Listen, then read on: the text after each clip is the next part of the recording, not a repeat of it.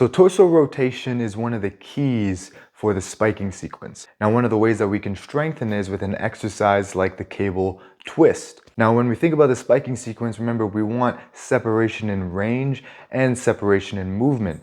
Now, pretty much what this means is that I'm getting the distance between the two parts of the spiking sequence. So the hips and the shoulders, I have distance, I have separation in range between the two. One is rotated far back while the other one is pointed forward. And then the other thing that we need is separation in movement, all right? So I'm able to move them independently. So let's say as I move my hips, I'm able to keep my torso back, and then as I rotate my torso forward, I'm only moving my torso and my arm comes with it, and then I can continue with that arm action. Now, when we're doing something like the cable twist, we can optimize for both separation in range and in movement by keeping our hips forward. All right, so our hips are forward while our torso is rotating back. All right, so I'm angling myself so that that cable is pulling me back enough to get that range, and then getting that eccentric contraction in the internal and the external obliques and all the other torso rotators. And then I'm able to then contract it,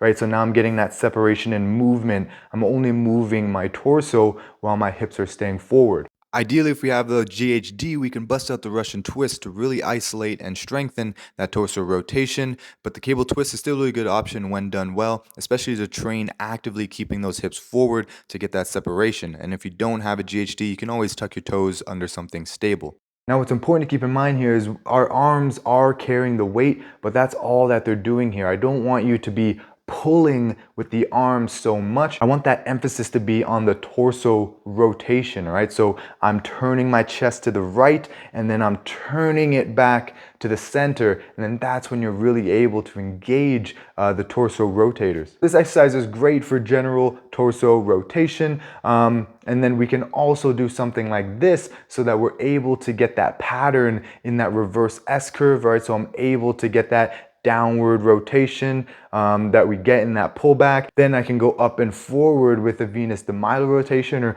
a regular cable twist as well, but I'm coming up and forward and getting that side bend so we can engage more of the muscles like the lats so that we can get into those positions when we're hitting and train them so that we can improve the pattern, improve that separation in range and in movement, and improve our overall hitting.